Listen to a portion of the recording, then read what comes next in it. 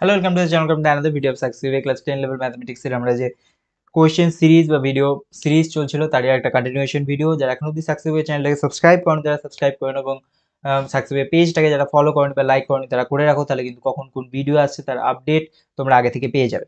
তো চলো আজকে কোন কোয়েশ্চেন রয়েছে দেখি। তো দুই বন্ধুর মূলধনের অনুপাত 3:4। বছর শেষে লভ্যাংশ বন্টনের পর দেখা গেল দ্বিতীয় জন প্রথম জন অপেক্ষা 2000 টাকা বেশি লভ্যাংশ পায়। ঠিক আছে, তাহলে এখানে আমার বলছি ফার্স্ট বন্ধু আর সেকেন্ড বন্ধু তাদের কি হয়েছে 3:4। এবার বছর শেষে দেখা যাচ্ছে যে যখন লভ্যাংশ বন্টন হচ্ছে প্রথম জন 2000 টাকা বেশি পেয়েছে। ঠিক আছে, 2000 টাকা সে বেশি পেয়েছে।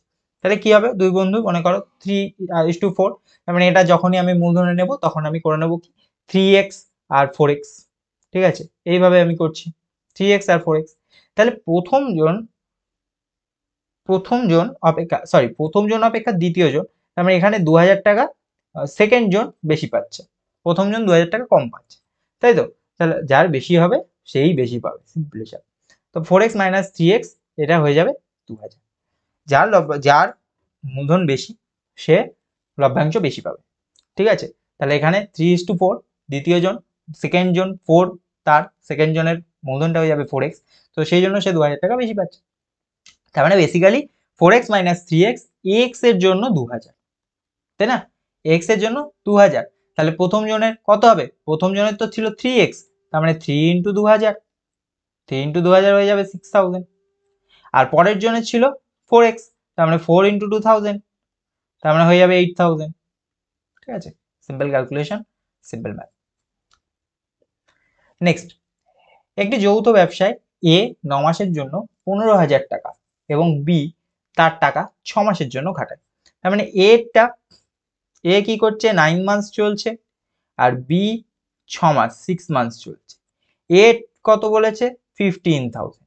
ওকে, বছরের শেষে মোট লাভ হয় 8,700 টাকা, প্রফিট বছরের শেষে 8,700। ক্লিয়ার?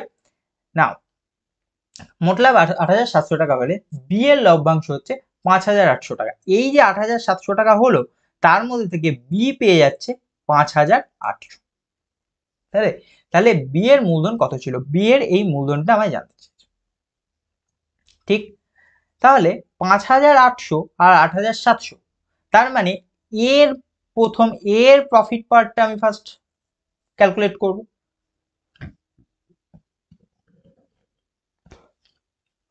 এর প্রফিট পার্টটা ক্যালকুলেট করব। এর প্রফিট পার্টটা কি করে ক্যালকুলেট করব?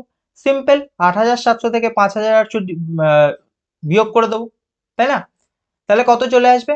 8,700 এর লভ্যাংশ যেটা হয়ে যাবে 2,900। 8,700 - 5,800 2,900। এবার এইটা যখন আমি 2,900 পেয়ে যাব তখন কি করব? তখন এর 15,000-এর জন্য সে 2,900 পাচ্ছে, তাই তো? তাহলে বি 5,800 পেয়েছে, তাহলে বি এর কত ছিল সেটা। তো বি এরটা আমি ধরে নিচ্ছি x আপাতত। তাহলে এর মূলধন কত? 15,000, সেটা 9 মাস চলেছে। আর বি এর তো 6 মাস চলেছে, তাহলে 6x। তাহলে 15,000 into 9, 15,000 into 9 divide by 6x equal to 15,000 into 9, তার লভ্যাংশ কত ছিল? 2,900। আর ডিভাইড করব কত? 6xটা হয়ে যাবে, এটা ছিল 5,800। তাহলে ফার্স্টে শূন্যগুলো ক্যান্সেল আউট করা যাক।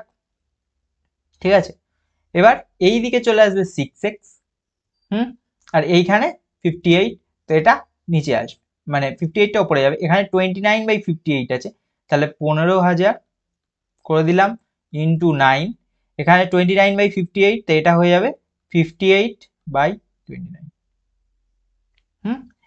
এখানে হয়ে যাবে কত?